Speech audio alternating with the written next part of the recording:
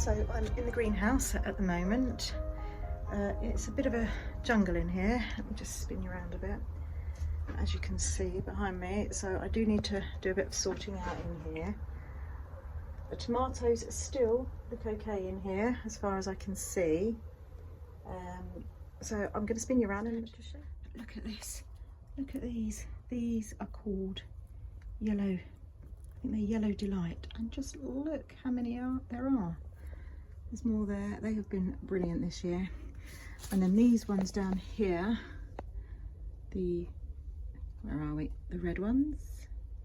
These little cherry ones. These have been really good. And again, just look at all of those. The dreaded bindweed. What else? These ones are incredible. A plot neighbour gave me some of these seeds, not the seeds, they gave me the plants, and just look at the size of that. I don't know, it is as big as my hand. And I think they're called Heinz Big Boy or something like that. Let's come down here. Oh, I've got a very poorly looking, don't know if you can see, aubergine. I've never grown aubergines before, this is my first time. Got one here, but have I got any actual aubergines coming? No. I do, however, have peppers. And although not on these ones, lots of leaf, but they're just starting to come at the top. Down here again, I've got more peppers. And look at the weeds. Got the basil. So I do need to get on with these weeds today. But yeah, the peppers have been really slow this year. Getting a few, I think these are a chilli. I might get a handful of chilies from them. And the marigolds, they seed everywhere. I love them. And then what we get in the corner here, just duck down, the coriander that self-seeds itself all over, which is lovely. And I think it probably helps keep some of the pests at bay in here. Oh, here's a lovely looking tomato. I think I'll be taking this one home. In fact, if I pick it now.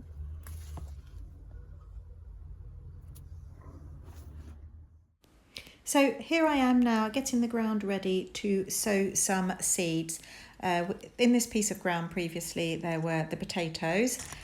So I'm just raking off all the sort of fallen bits of potato haulms and stones and what have you, and just giving it a rake over. This piece of ground does slope slightly, so it is sometimes quite tricky to get it level, but yeah, here I am just finishing off raking there.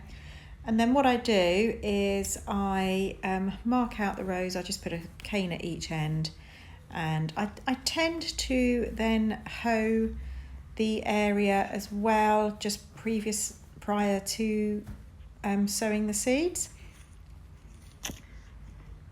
Here I am just picking up a few of the little sort of green seed heads that come off the tomatoes. So here I am with the hoe. Like I say, I give it a hoe just to sort of make sure there's no particular lumps on where I'm about to do the drill for sowing the seed. And then I'll mark a drill in the ground.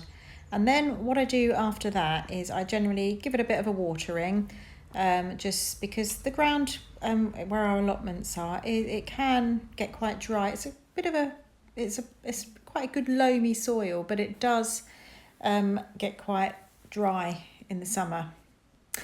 So here I am just adding in that old milk bottle container is some liquid from the wormery at home. It's quite a weak one, this one, so I did add quite a bit. And I thought if I just pop that in the bottom of the drill, it's just an extra bit of a boost for the seeds to get them going. And if you notice as I water, the water slopes downwards slightly, so you can just about see sort of how the ground slopes. So what I'll do is let that drain, and then I'll come along and sow the seeds. And in this row, I'm sowing the spinach seed. This is an F1 variety, and hopefully that should sort of germinate and get going before the cold weather sets in. I think I've just dropped a load over the floor there. Okay, so I don't, I just sprinkle it quite thinly. On a note about sowing, I don't measure rows, I don't measure straight lines or use a string or anything. Like I say, I just add a drill in because, I don't really know why I don't do it. I just don't. I do get told off a lot for not doing it, for having wonky rows, but that's just how I do it, and it seems to work fine for me. So here I am, I'm just raking over the soil now, just to give it a covering over, and then I will give it a light watering just at the end. Oh, I think I'm tamping it down a bit there just to make sure the seed is in contact with the soil. Oh, there we are with the watering. And finally, what I'll do is I'll cover it over. These cages, I think they're from old poultry cages that they used to use years and years ago in transporting poultry. These are over 40 years old, but they were given by a previous plot holder, and they're perfect, mainly for keeping the chickens off from scratching around and scratching the seeds up, and obviously any pigeons as the seedlings start to emerge. But they're fantastic, and they're so durable, they're so long lasting. So yeah, perfect. We've got quite a few around the plot to cover up the seedlings. The next thing I'm going to do is sow a row of kohlrabi as well. I've never grown kohlrabi before, but that's what I'm going to be getting on with next.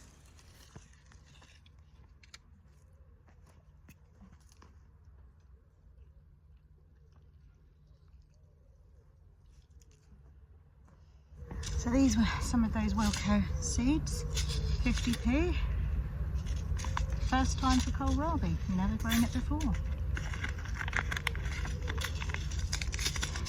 Let's hope we're not attacked by the flea beetle. That does seem to be a bit of a problem. I sowed some swede a couple of months ago, and that's just been attacked. And I seem to have the same problem with the radishes. But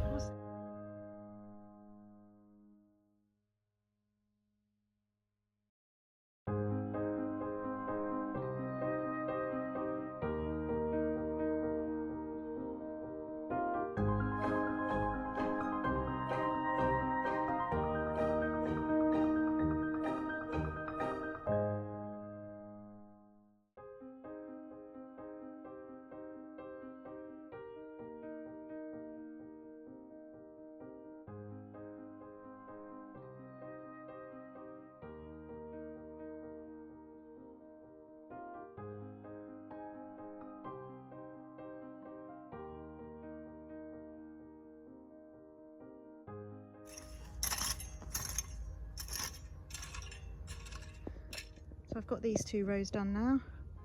One there and one there. I just need to get some more of the cages to go here. Next job is sorting out the lettuces. There's a few weeds under there, so I'll sort those out and come back to you.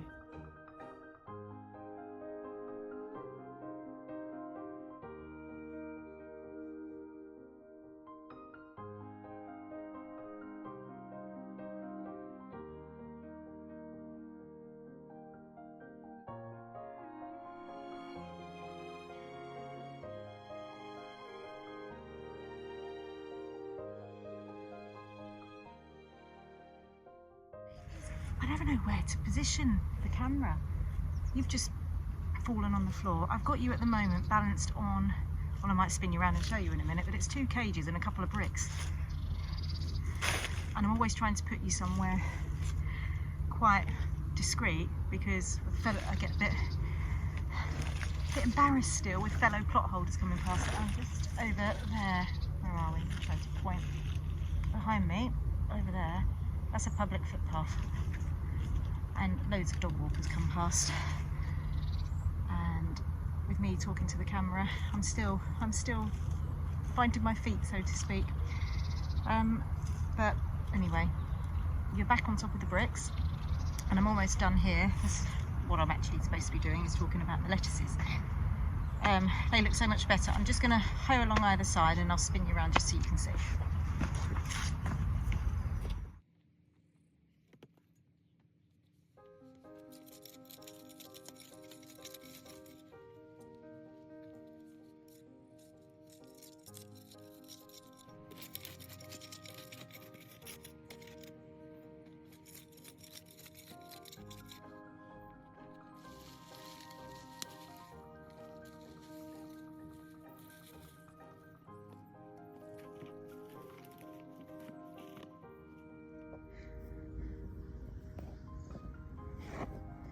There we go. There's one stray carrot in there.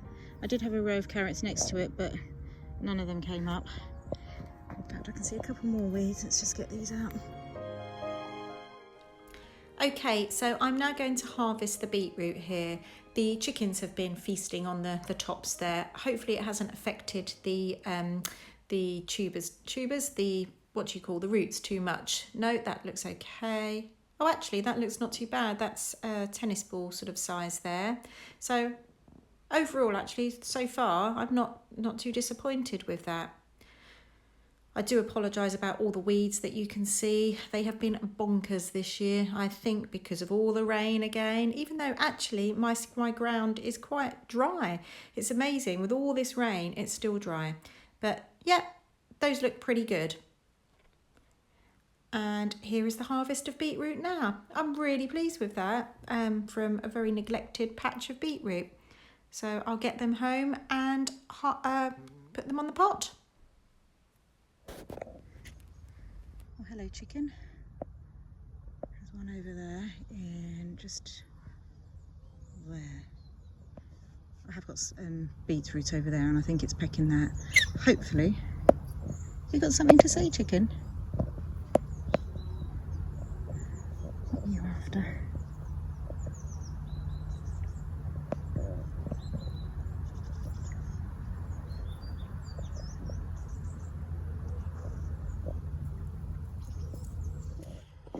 Okay, so I don't know if you can see that. You're supposed to... That's ready. This is a really super sweet early variety. So I think I'm going to pick some of these and take them home for lunch today. Before the chickens... Where are you? Where are you girls? Where are we? This row of Sarpo Mira. They don't look like they've got blight. There's spotting on them. In fact, I'll bring you down. I don't know if you can see. There's spotting. I don't think that's blight. I've had that in previous years. And I think Sarpo Mira is supposed to be disease resistant. But I'd say that these are looking ready to harvest, to be fair. There's still some green, but what I don't want is to catch the blight and let that go down. I know you can chop off the tops, but I'm going to give them a harvest now. Let's get to it. That's assuming I can find my fork.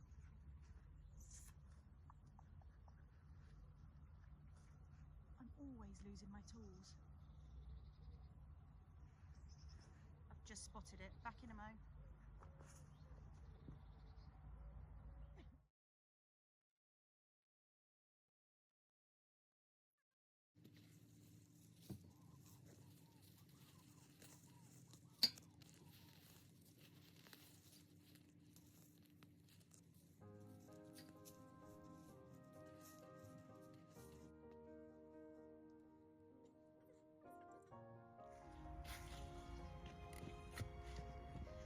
Okay, let's just show you the harvest from the first. I'm just going to show you the harvest from the up there. Oh, is that a bit of scab there? I don't know. Yeah, there's a little bit of scab on that actually. Considering that's a Sarpo Mira, I'm quite surprised about that. But as I say, the ground was really, really dry. They were tucked in with quite a few other things, so I'm hoping that the rest of the row might be a bit better. Let's crack on.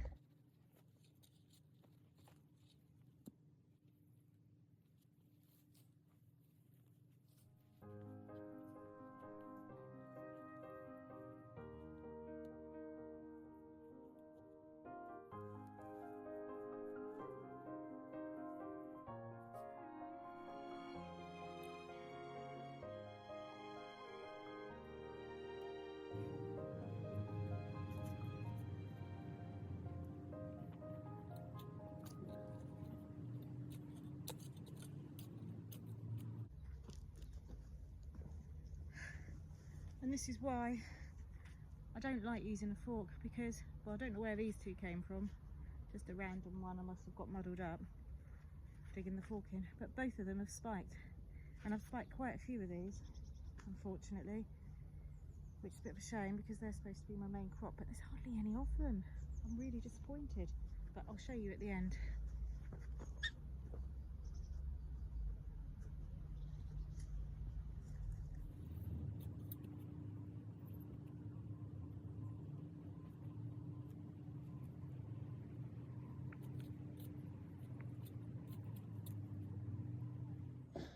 Okay, so here's the Sarpo Miras. That's 6 plants. Should have been 7. I don't know what that one was. I must have got a bit muddled. I'm not that impressed this year. And actually, I've grown Sarpo Miras for 2 or 3 years, and I've not been as impressed with them as other people seem to be. So I don't know what I'm doing wrong with those, or whether they don't like my soil. I don't know. But quite a few of them got a bit of scab as well, and unfortunately because the ground was so hard here, I did spike quite a few of them. The best one was this one on the end, I think because it gets more light and the water plot slopes that way, so it gets more water. I don't know what happened here. There's some random one here got popped in there. Perhaps I've got a couple of the seed potatoes muddled up, and I know over, where are we, over there was a random one, so I'm wondering if that was a Sarpo from the other day over there. So yep, I'll get these home and weigh them and let you know what weight they are. So that yielded just over 6.5 kilos. So not great, but yeah, Sarpo Miras I'm not that happy about really. Anyway, next job, I'm now sowing a crop of mixed salad leaves in a pot which I had potatoes growing in at home, so I thought I'd get these in for the winter time. They're just then outside the back door for when I fancy a salad in the winter time. So yeah, I'll be cracking on with that. And I think next what we're going to be doing is, as a family, we're heading out for a walk. It's been a really busy day again at the plot, so I thought I'd take you along for the walk in just a moment, up to a National Trust place. National Trust are sort of public parks in the UK. I say public, you do have to sort of pay a subscription or an entry fee, but they're fantastic green spaces, and usually country houses and things that you can go and have a look at. So anyway, back to the seed sowing. Here I am just sprinkling some soil, using a plant pot as a sieve there. Okay, let's head off for that walk. So we're just out for a bit of a walk. Come to a National Trust country park close to us here. It's gorgeous. Just look all around. I'll show you in a moment some other bits. Excuse the noise in the background. The kids are playing it, as you can hear. Let's see, let's carry on. What wild edibles have we got? Nettles galore down there. I did find back there a bit, I should have videoed it, some wild mint. The yarrow has been incredible. What else have we got? I'm looking. I don't know what this is. I'm just gonna point down there. Is it pennywort? I'm not sure. I'll need to look that one up. I'm still learning about the wild edibles. Unless any of you know, you might know what that is. Right, let's move on.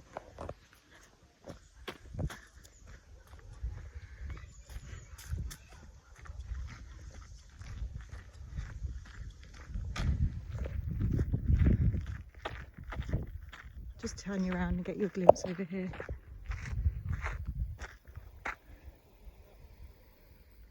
Thank you. My son just saying I'm just standing right on top of an electric fence. I might get electrocuted.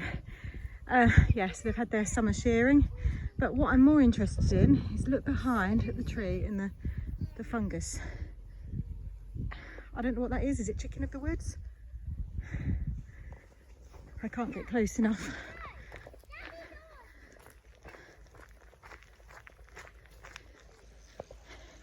So it was on a dead or dying oak tree. I think it was chicken of the woods, not sure. I will have a look when I get home to see whether it was chicken of the woods. or some other sort of bracket fungus or something. I'm not too good on those. As you can see, walking up that hill, I do go a bit red in the face. I did run some of the way too, so it wasn't all walking, to be fair. Right. Oh, dropped my glasses.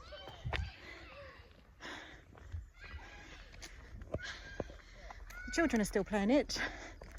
I think we're going to go into a walled garden now.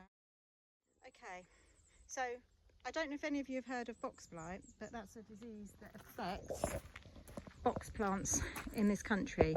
Now these two rows, one down here and one down here, on first glances it looks like box, but as you get closer, this is a type of euonymus, I think, and it looks just like box. It really had me fooled. I don't know what its growth habit is like, if this is a particular dwarfing variety or whether they have to keep it really trimmed, but that looks amazing. I'm going to do some investigation to find out if that is possible to use that instead of box. And I've got to show you another plant that I absolutely adore, and this is a Strantia, a type of a Strantia. It's a pink type and it's gorgeous. And then what about the hydrangeas? Look at those, stunning.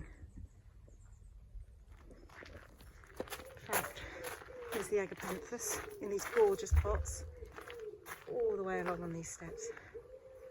I've got the citrus trees in the background. Is that, I think that's a ginger. Let's go and have a look. Here's a ginger. And I'll just show you the root there. And then various citrus trees.